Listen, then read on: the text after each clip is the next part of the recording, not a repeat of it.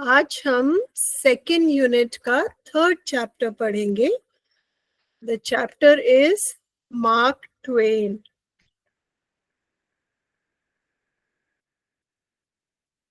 Mark Twain, unit 2, chapter 3. ठीक है. आप सबको स्टैंड अप कॉमेडी देखते होंगे. जोक्स का शौक है. जोक्स सभी को पसंद आते हैं, है ना. हंसना सबको पसंद है.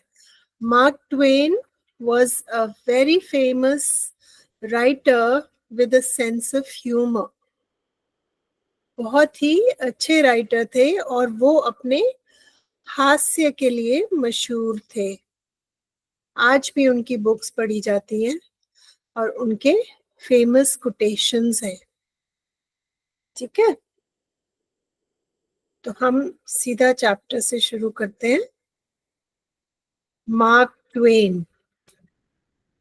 Mark Twain was the pen name of Samuel Langhorne Clemens, a popular American writer. तो पेन नेम कुछ लोग क्या करते हैं, जब वो लिखते हैं तो उनकी जो नॉवेल्स होती हैं, आर्टिकल्स होते हैं, वो अपने नाम से नहीं प्रिंट करते, वो अपना एक पेन नेम रखते हैं. Pen name is the name with which you write. तो अपना ओरिजिनल जो नाम होता है उससे नहीं लिखते हैं, एक काल्पनिक नाम बना लेते हैं और उस नाम से अपनी कहानियां और किताबें छपवाते हैं. तो सैमुअल क्लेमेंस का पेन नेम था mark Twain. He was famous for his humorous stories, novels and other writings. तो वो जो भी लिखते थे उसमें हास्य का एक एलिमेंट होता था और उनकी कहानियां, उनकी नॉवेल्स, उनकी जो भी लिखा हुआ होता था उसमें हास्य आपको देखने को मिलता था.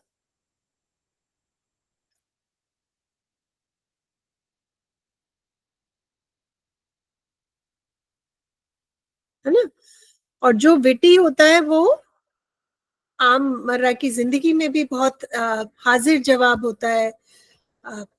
तो मार्क ट्वेन बहुत ही हाजिर जवाब थे और अपनी रोजमर्रा की जिंदगी में भी लोग उनके बड़े मजेदार किस्से सुनाया करते थे और कुछ किस्से उनके आज भी मशहूर हैं.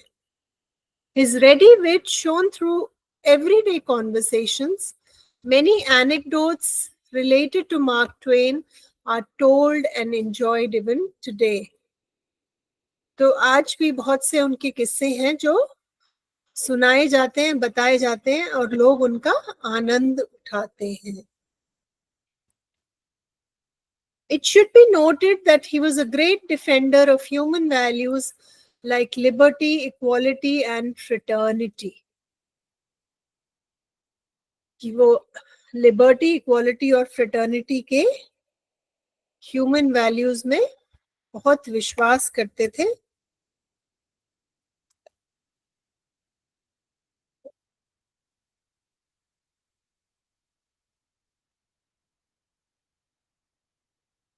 ठीक है, तो वो सिर्फ फॉलो ही नहीं करते थे, वो इन वैल्यूज के रक्षक भी थे. He opposed wars and imperialism and supported the cause of laborers and of black people in his country, America.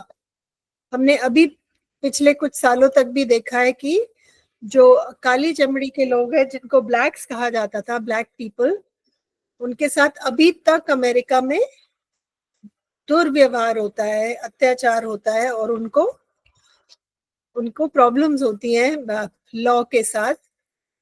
तो वो हमेशा कमजोर के साथ खड़े होते थे.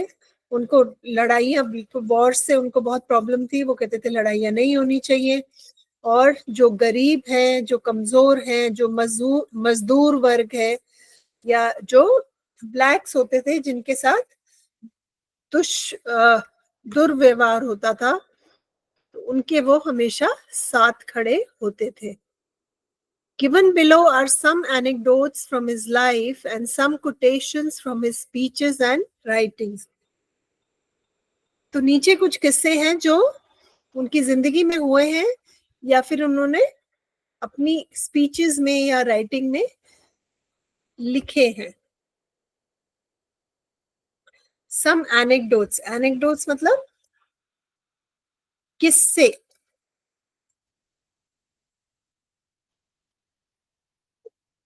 ठीक है, किस्से, एनेक्डोट्स, तो उनकी जिंदगी के कुछ किस्से हैं। One day during a lecture tour, Mark Twain entered a local barber shop for a shave.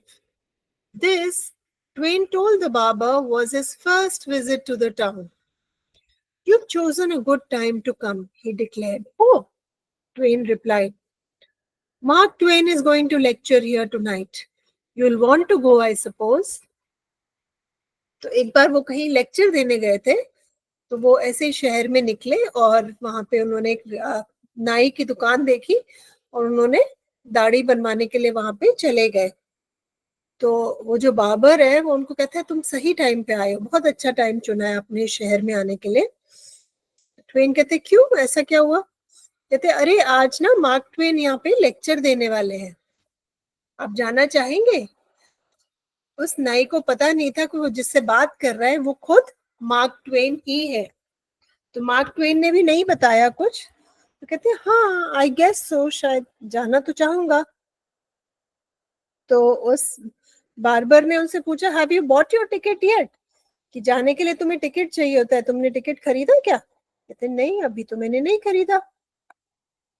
Well it is sold out so you'll have to stand. तो वो बार्बर कहने लगे कि सारे टिकट्स तो सोल्ड आउट है, तो आपको खड़े होकर उसको देखना पड़ेगा, आपको बैठने के लिए जगह नहीं मिलेगी।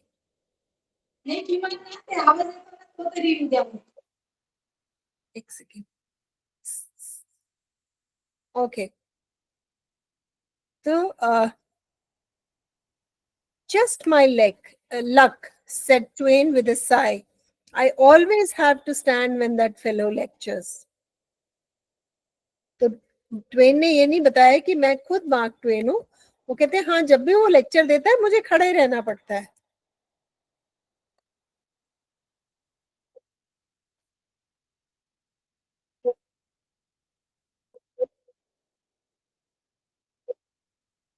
तो उनको क्यों खड़ा होना पड़ता है? क्योंकि वो खुद मार्क ट्वेन है और वो खड़े होकर लेक्चर देते हैं, है ना। तो ये उनका सेंस ऑफ ह्यूमर था, बहुत ही हाजिर जवाब और विटी थे वो। विटी मतलब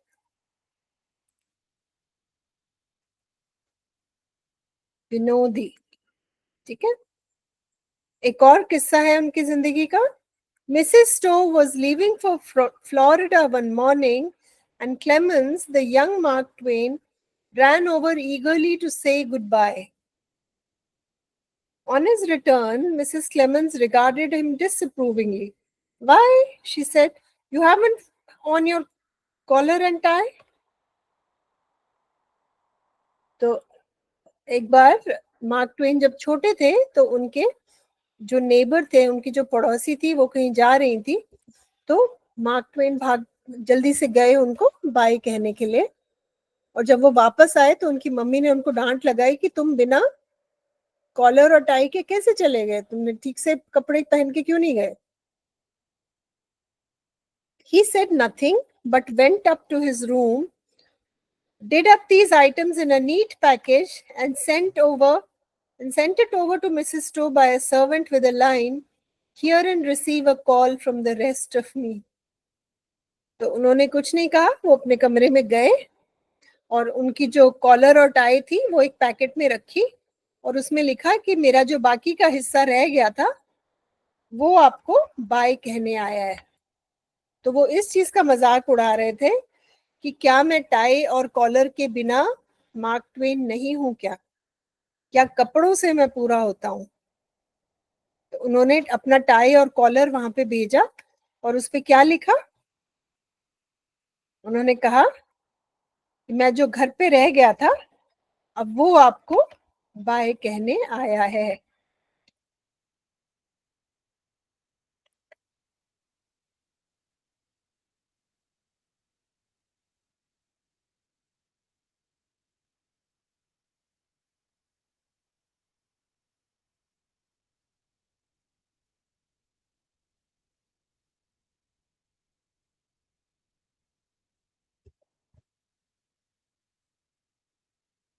है ना? तो कहते हैं जो बाकी मैं रह गया था, वो आपको बाय कहने आया है।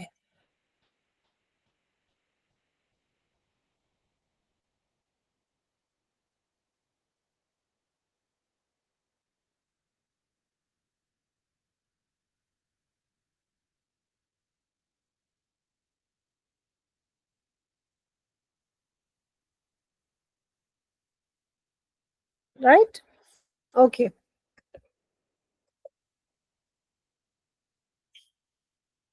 एक और किस्सा है उनकी जिंदगी का।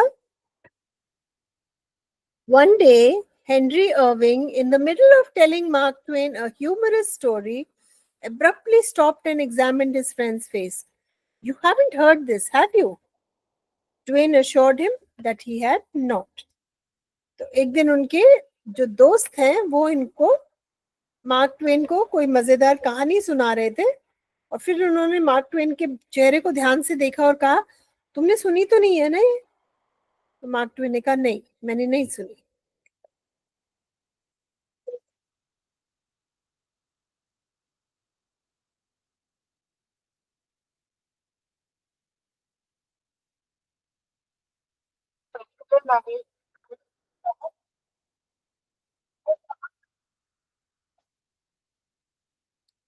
ठीक है। और फिर उन्होंने थोड़ी सी और कहानी सुनाई, वो फिर रुके, फिर उन्होंने ध्यान से उनका चेहरा देखा और फिर पूछा, पक्का तुमने नहीं सुनी ना ये कहानी पहले? तो फिर मार्क ट्वेन ने कहा कि नहीं, मैंने नहीं सुनी। लेकिन फिर उन्होंने जब तीसरी बार पूछा तो उन्होंने कहा कि मैं एक बार झूठ बोल सकता हूँ, मैं दो बार झूठ बोल सकता हूँ, लेकिन मैं उससे ज्यादा झूठ नहीं बोल सकता। मैंने ये कहानी सिर्फ सुनी नहीं है, ये जो कहानी तुम सुना रहे हो ये मैंने ही लिखी है।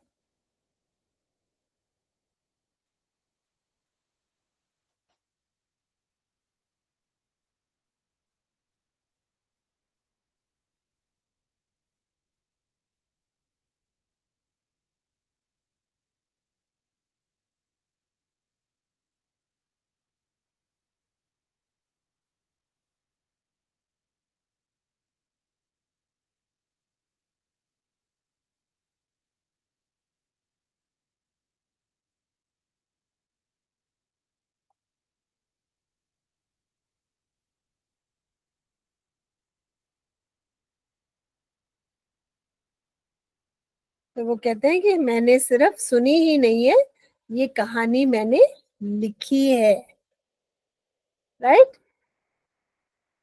तो बहुत ही मजेदार, हंसमुख और हाजिर जवाब थे mark Twain.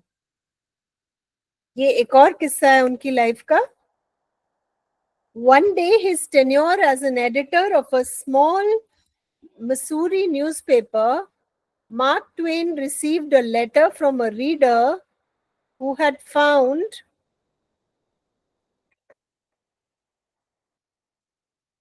who had received a letter from a reader who had found a spider in his paper. तो एक अखबार के अंदर एक अखबार पढ़ने वाले को मकड़ी मिली। तो उस इंसान ने लेटर लिखा मार्क ट्वेन को, जो एक न्यूज़पेपर के एडिटर थे, संपादक थे, कि he wondered whether this portended good or bad luck, कि पता नहीं ये मेरे लिए शुभ है या अशुभ है, मेरे अखबार में एक मकड़ी निकली है। Finding a spider in your paper, Mark Twain replied, is neither good luck nor bad. The spider was merely looking over to our paper to see which merchant is not advertising so that we could go to that store, spin his web across the door, and lead a life of undisturbed peace afterward. तो उन्होंने हास्य व्यंग में कहा कि वो मकड़ी ना तो तुम्हारे लिए लकी है, ना अनलकी है, ना शुभ है, ना अशुभ है।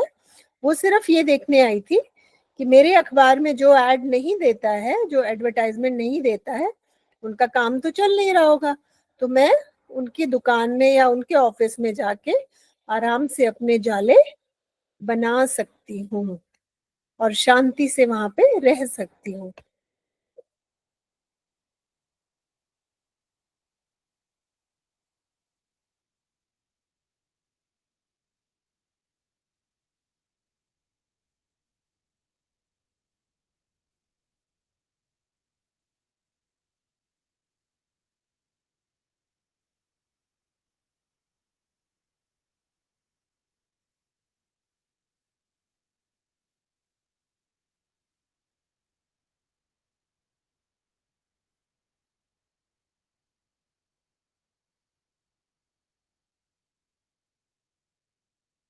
तो उनका मतलब था कि जो हमारे अखबार में एडवर्टाइजमेंट नहीं देता है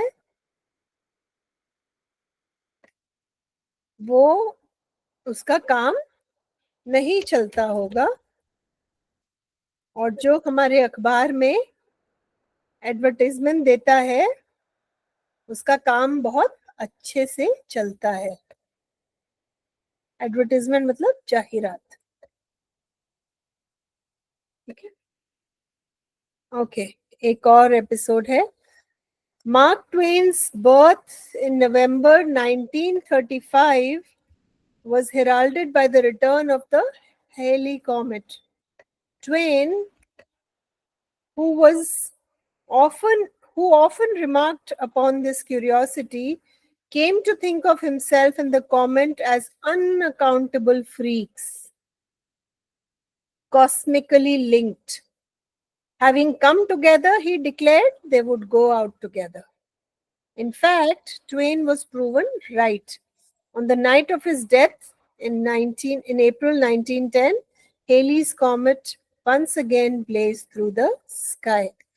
तो ये बहुत ही एक इंटरेस्टिंग कहानी है कि जिस दिन मार्क ट्वेन का जन्म हुआ था उस दिन हेली कॉमेट देखा था। हेली कॉमेट 73 इयर्स में एक बार दिखता है, 74 साल में एक बार दिखता है हेली कॉमेट। तो जिस दिन मार्क ट्वेन का जन्म हुआ था उस दिन हेली कॉमेट दिखा था, और मार्क ट्वेन कहते थे कि मैं जिस दिन मरूंगा उस दिन भी, मैं मरूंगा भी उसी दिन, मैं और हेलीस कॉमेट दोनों साथ आएंगे और साथ जाएंगे। वो कहते थे हम दोनों थोड़े से, हमारा कोई कनेक्शन है आपस में। और उनकी ये बात सही निकली। जिस दिन उनका देहांत हुआ उस दिन भी हेलीस कॉमेट आसमान में दिखा था। तो ये बात मजाक में कहते थे लेकिन ये बात सच निकली। इसका मतलब उन्होंने 73 इयर्स की आयु में 73 साल की उम्र में उनका देहांत हुआ।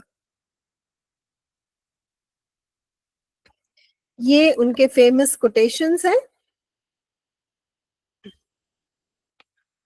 कोटेशन मतलब कहावतें जो उन्होंने अपनी या तो कहानियों में लिखी होंगी या अपनी स्पीच में बोली होंगी या किसी इंटरव्यू में कही होंगी।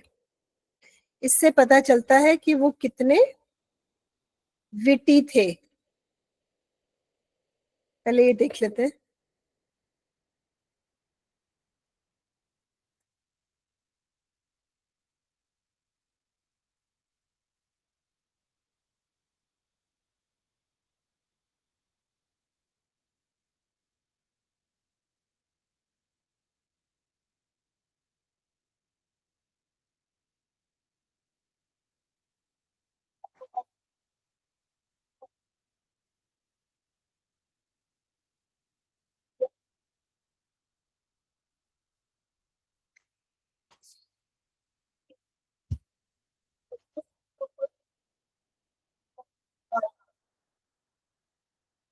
ओके, अब उनके कुछ कोटेशंस देख लेते हैं जो उनकी स्पीच से और उनकी स्टोरीज से निकाले गए हैं।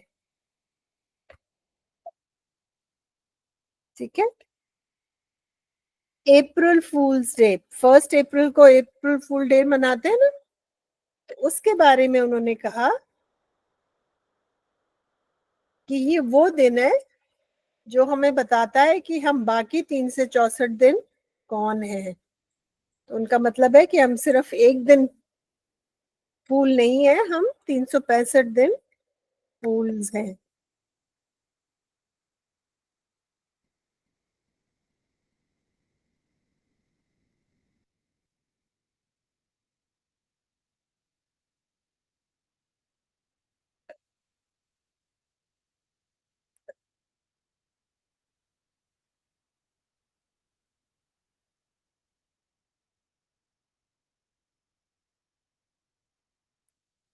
ठीक है, फिर वो कहते हैं a man cannot be comfortable without his own approval. कि सामने वाला तुम्हें कितना भी कंफर्टेबल करने की कोशिश करे, अगर तुमने सोच लिया है कि मैं कंफर्टेबल नहीं होऊंगा, तो कोई आपको कंफर्टेबल नहीं कर सकता।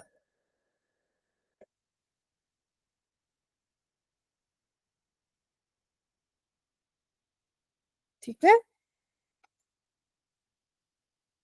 a person with a new idea is a crank until the idea succeeds।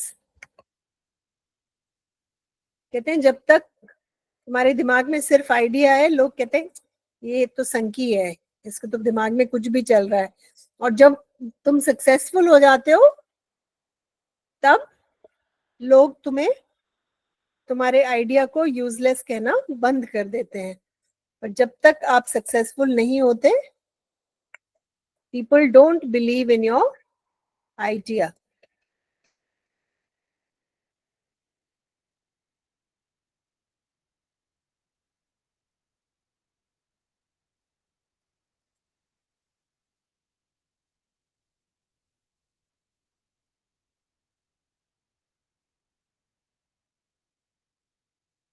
ठीक है, तो ये दुनिया की सच्चाई है। जब तक कोई नया सोचता है तो उसको लोग पागल बताते हैं, बेवकूफ बताते हैं, लेकिन जब वो सक्सेसफुल हो जाता है तो सब उसके पीछे खड़े होके ताली बजाते हैं। Age is an issue of mind over matter. If you don't mind, it doesn't matter.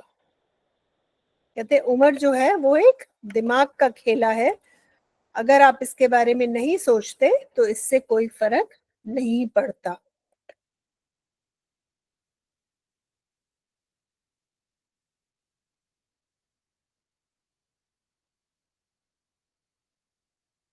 ठीक है, एक बार और सुन लेते हैं समझने के लिए।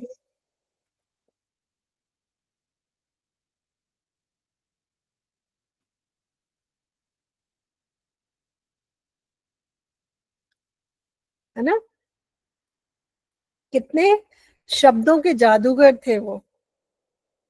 All generalisations are false including this one.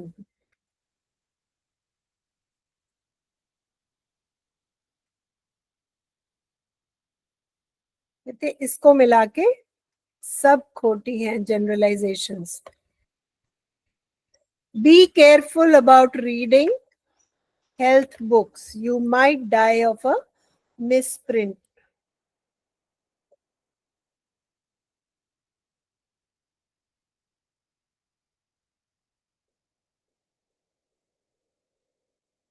कहते हैं किताब में अगर कुछ गलत छप गया और तुमने वो कर लिया, तो तुम्हारी मिस प्रिंट से मौत हो सकती है।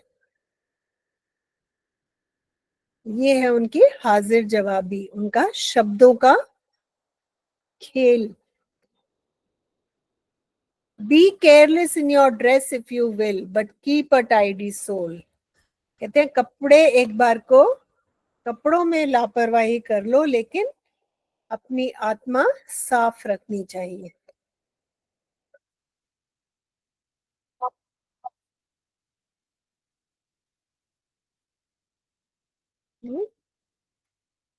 क्लासिक, जो स्पेशल बुक्स होती हैं, जो लोग बहुत पसंद करते हैं और एक लिटरेचर में उनकी एक इज्जत की जगह होती है, उसको कहते हैं classic literature.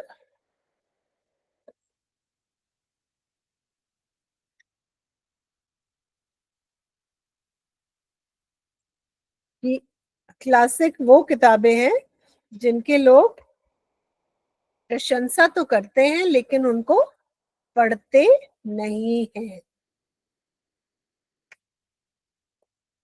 Humour is mankind's greatest blessing. बिल्कुल सही कहा उन्होंने। हमारी जो हंसने की क्षमता है, जो हास्य एंजॉय करने की क्षमता है, वो एक बहुत बड़ा आशीर्वाद है। उससे हमारा स्ट्रेस दूर होता है, दिल हल्का होता है, दोस्तों के साथ अकेले हंसने का मौका मिलता है। तो इसलिए ये बहुत बड़ा आशीर्वाद है जो किसी और स्पीसीज के पास नहीं है। जानवरों के पास ह्यूमर नहीं होता, वो ह्यूमर नहीं एंजॉय कर सकते।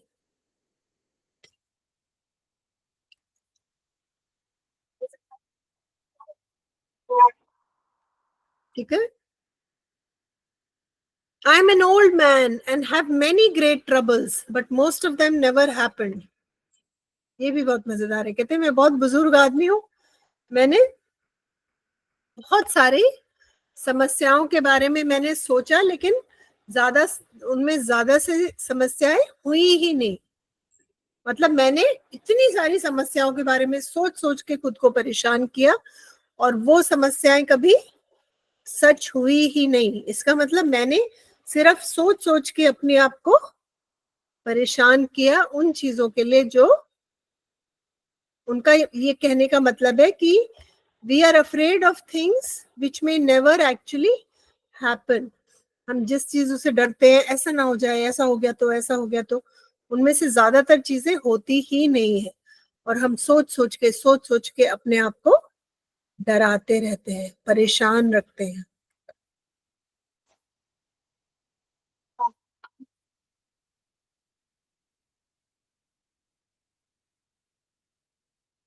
ठीक है। I must have a prodigious quantity of mind. It takes me as much as a week sometimes to make it up. कहते मेरे पास कुछ ज्यादा ही बड़ा दिमाग है, क्योंकि कुछ भी डिसाइड करने के लिए मुझे बहुत समय लगता है। ये छोटा दिमाग होता तो जल्दी से डिसाइड हो जाता, अब क्योंकि इतना बड़ा दिमाग है और सारे दिमाग को मनाना पड़ता है, तो मुझे एक एक हफ्ता लग जाता है छोटी सी चीज को डिसाइड करने के लिए।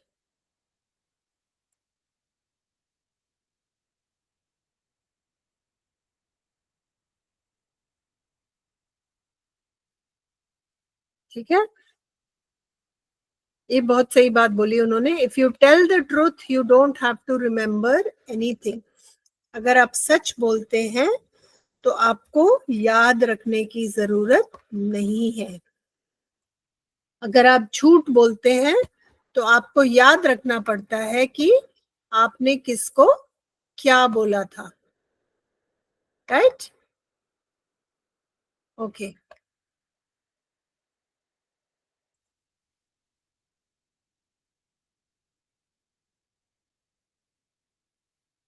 ठीक है। It is better to deserve honors and not have them than to have them and not deserve them. कहते हमें इनाम मिले, हमें अवार्ड मिले, रिवॉर्ड मिले और हम उसके लायक ना हो, उससे अच्छा है कि हम लायक हो और हमें रिवॉर्ड ना मिले। उनका मतलब था कि वो रिवॉर्ड जिसके हम लायक नहीं है, उसको हमें लेना कोई बहुत इज्जत की बात नहीं है। हमें वो रिवॉर्ड नहीं लेना चाहिए जो हम डिजर्व नहीं करते।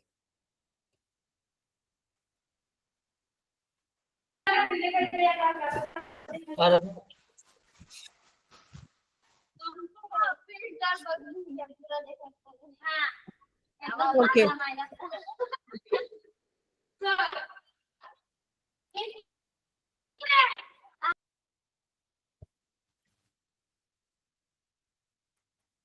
Okay. It is better to keep your mouth closed and let people think you're a fool than to let people than to open it and remove all doubt. कहते हैं हमें अपना मुंह बंद रखना चाहिए और सामने वाला सोचे हम पागल हैं, हम बावले हैं, उससे अच्छा है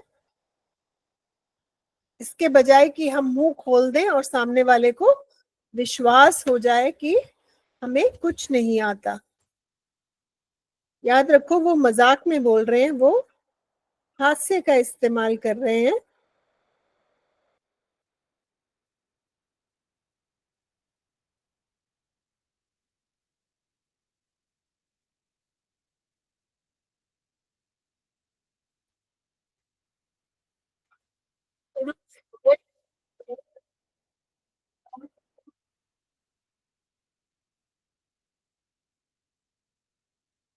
ठीक है, okay. It is no wonder that truth is stranger than fiction, fiction has to make sense. That means कई बार सच्चाई इतनी अनबिलीवेबल होती है कि हमें उस पर विश्वास ही नहीं होता।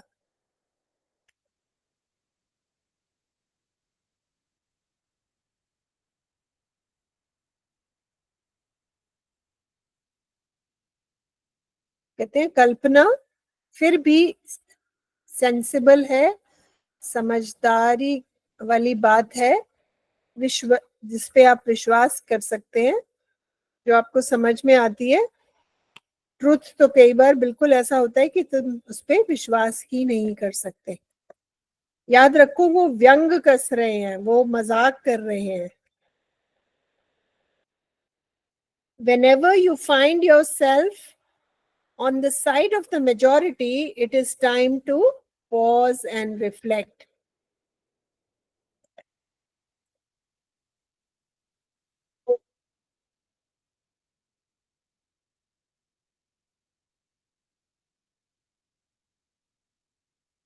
ठीक है, तो कहते हैं अगर तुम भीड़ के साथ हो, ज्यादा लोगों के साथ हो, मेजोरिटी के साथ हो, तो आपको सोचना चाहिए कि आप क्या कर रहे हैं, क्या आप सही जगह हैं। ये बहुत इंटरेस्टिंग है। Why is it that we rejoice at a birth and grieve at a funeral? It is because we are not the person involved. कहते हैं हम किसी के जन्म पे खुश होते हैं और उनके चले जाने पर, गुजर जाने पर हम दुख मनाते हैं। क्यों? क्योंकि हमें लगता है कि शुक्र है ये हमारे साथ नहीं हो रहा।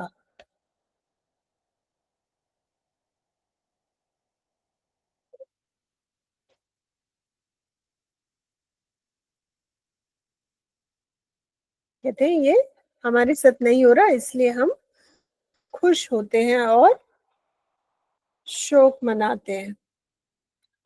Thousands of geniuses live and die uncovered, undiscovered, either by themselves or by others. तो कहते हैं बहुत से ऐसे महान लोग होते हैं जिनको खुद ही नहीं पता चलता कि हम में क्या खूबी है, हम में क्या अच्छाई है।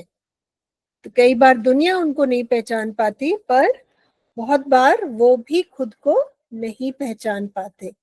वो अपनी खूबी, अपनी अच्छाई, अपनी ताकत खुद ही नहीं पहचान पाते। ये बहुत दुख की बात है।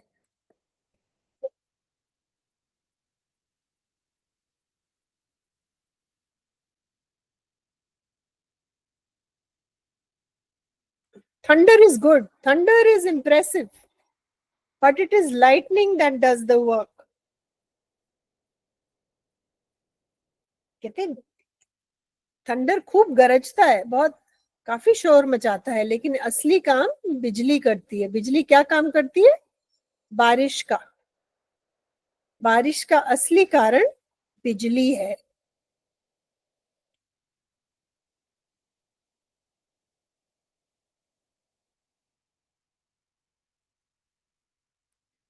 ठीक है। When I was younger, I could remember anything, whether it happened or not. कहते जब मैं छोटा था तो मैं कुछ भी याद कर सकता था, चाहे मुझे कुछ भी याद रहता था, चाहे वो हुआ था या नहीं हुआ था।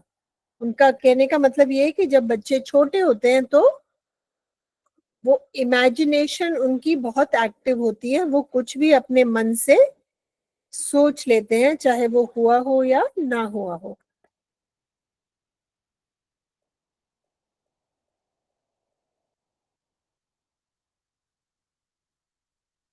ठीक है। When your friends begin to flatter you on how young you look, it is a sure sign you're getting old. कहते जब तुम्हारे दोस्त तुम्हें कहने लगे कि तुम तो बहुत जवान लग रहे हो, इसका मतलब है कि तुम बूढ़े होने लगे हो। क्योंकि अगर तुम जवान हो तो उनको तुम्हें कहने की क्या जरूरत है कि तुम जवान हो। लेकिन अगर वो आपको कह रहे हैं कि बहुत जवान लग रहे हो, बहुत यंग लग रहे हो, तो इसका मतलब वो इसका मतलब तुम बूढ़े होने लगे हो।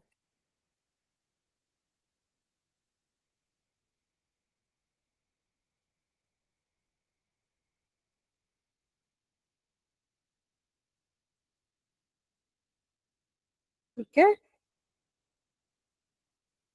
ओके, चलो अब क्वेश्चंस पे आते हैं बच्चों। लिखना शुरू करो। जो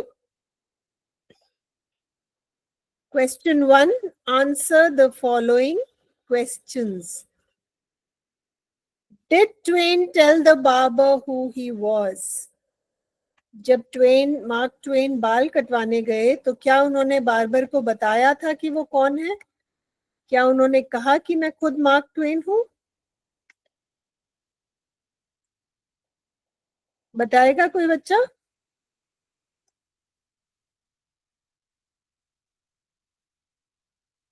उन्होंने मार्क ट्वेन को नहीं बताया कि मार्क ट्वेन ने बाबा को नहीं बताया, जो नाई थे उनको नहीं बताया कि वो खुद ही मार्क ट्वेन हैं, जो उस दिन भाषण देने वाले हैं। Was Twain particular about how he dressed when he was visiting friends? क्या ट्वेन अपने कपड़ों के बारे में बहुत ध्यान रखते थे जब वो अपने दोस्तों से मिलने जाते थे?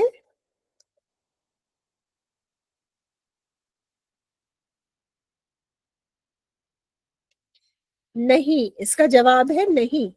हमने देखा जब वो मिसेस स्टो को बाय करने गए थे, गुड बाय करने, तो वो ऐसे ही चले गए थे घर के कपड़ों में, जिसके लिए उनकी माँ ने उनको डांट भी लगाई थी। Was Twain particular about the words he used? वो अपने कपड़ों के बारे में तो केयरफुल नहीं थे, लेकिन वो क्या बोलते थे उसके लिए केयरफुल थे क्या?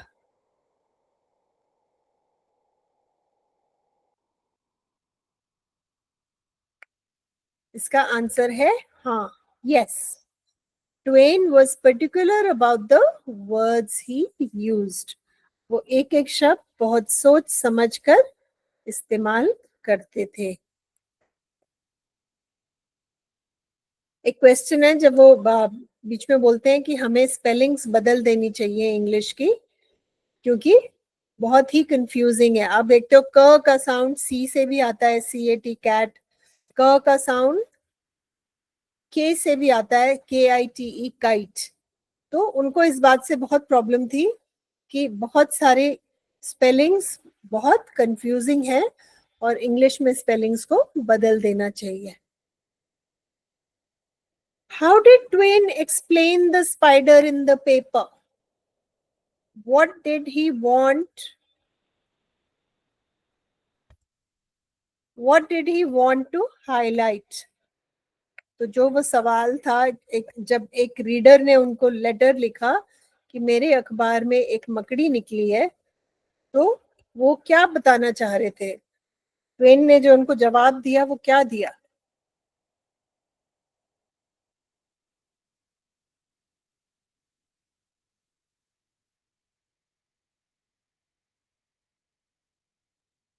एक बार दोबारा सुन लीजिए।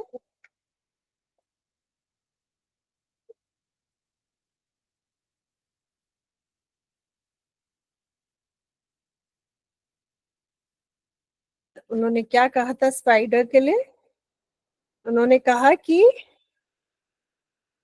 स्पाइडर ना गुड लक है तुम्हारे लिए ना बैड लक है, वो सिर्फ देख रही है कि किसके काम, जो एडवर्टाइजमेंट नहीं देता हमारे अखबार में उसका काम नहीं चलता होगा, मैं जाके उसके ऑफिस में सो जाती हूँ।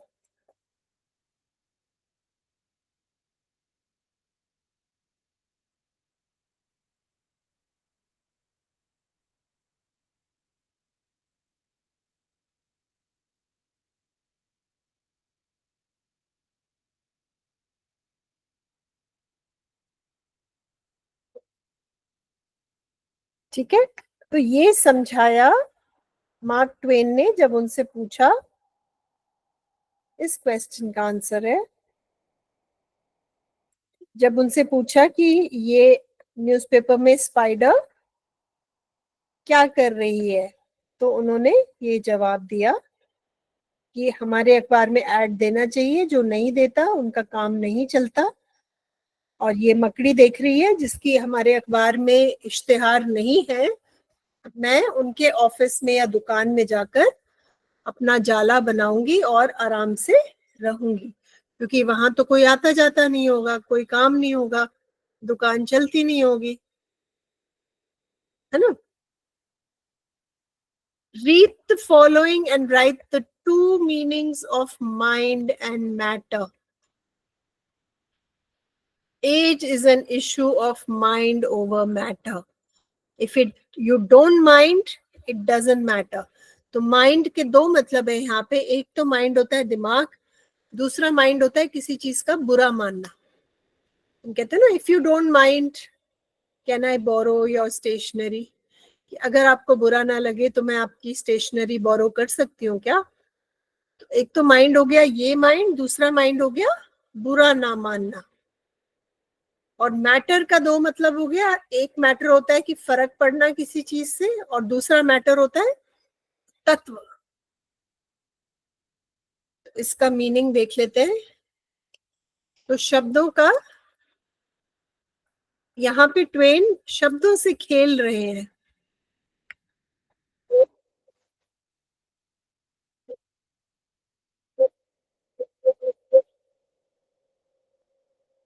ठीक है, तो यहाँ पे माइंड के दो मतलब हैं और मैटर के भी दो मतलब है। ठीक है, ओके।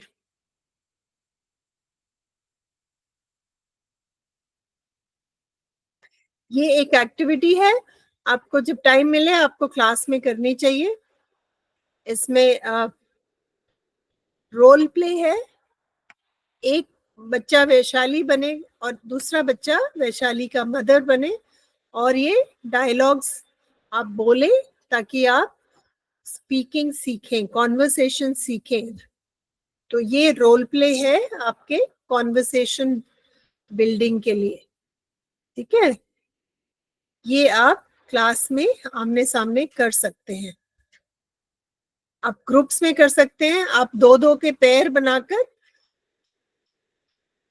और फिर एक बच्चा वैशाली बने, दूसरा मदर के डायलॉग बोले, और आप ये कर सकते हैं। फिर आप रोल्स चेंज कर सकते हैं, जो वैशाली का रोल कर रहा था वो फिर मदर के डायलॉग्स पढ़ सकता है, और जो मदर का रोल कर रहा था वो वैशाली के डायलॉग्स पढ़ सकते हैं। ये कस्टमर केयर का रोल प्ले है। ठीक है बेटा, क्लास यही समाप्त होती है। आपके क्वेश्चंस हैं होमवर्क के लिए, क्वेश्चन 1, क्वेश्चन 2, दो क्वेश्चंस हैं आपके होमवर्क, क्वेश्चन 1 एंड क्वेश्चन 2। आपको जो रिसोर्स मिलेगा क्लास के बाद, उसमें आपके सब क्वेश्चंस के आंसर्स भी हैं। ये आपकी कहानी का सारांश है चैप्टर का। ये जो नए शब्द हैं उनके मराठी और हिंदी में अर्थ है, और ये कुछ मल्टीपल चॉइस क्वेश्चंस हैं जो देखने के लिए कि आपको चैप्टर में कितना समझ में आया है। इसके नीचे इनके आंसर्स हैं, आप अपने आंसर्स चेक कर सकते हैं। आपको चैप्टर समझ में आया कि नहीं। और फिर हमने जो क्वेश्चंस किए हैं चैप्टर के एंड में, उन क्वेश्चन आंसर्स को भी आप यहाँ से दोबारा पढ़ सकते हैं। ठीक है, ये आपको क्लास के बाद मिलेगा। आप इसको लिख कर जरूर प्रैक्टिस करिए, क्योंकि सिर्फ सुन के या सिर्फ देखकर याद नहीं होता। ठीक है बच्चों, मेहनत करो बेटा, आगे बढ़ो,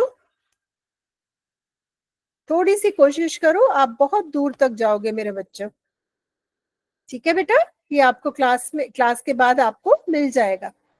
ऑल राइट, थैंक यू बच्चे, बाय बाय। कितने बच्चों को समझ में आया?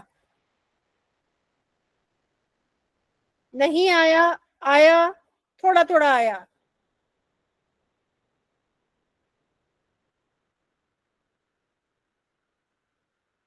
ओके, ठीक है बेटा, आपको क्लास की रिकॉर्डिंग मिलेगी।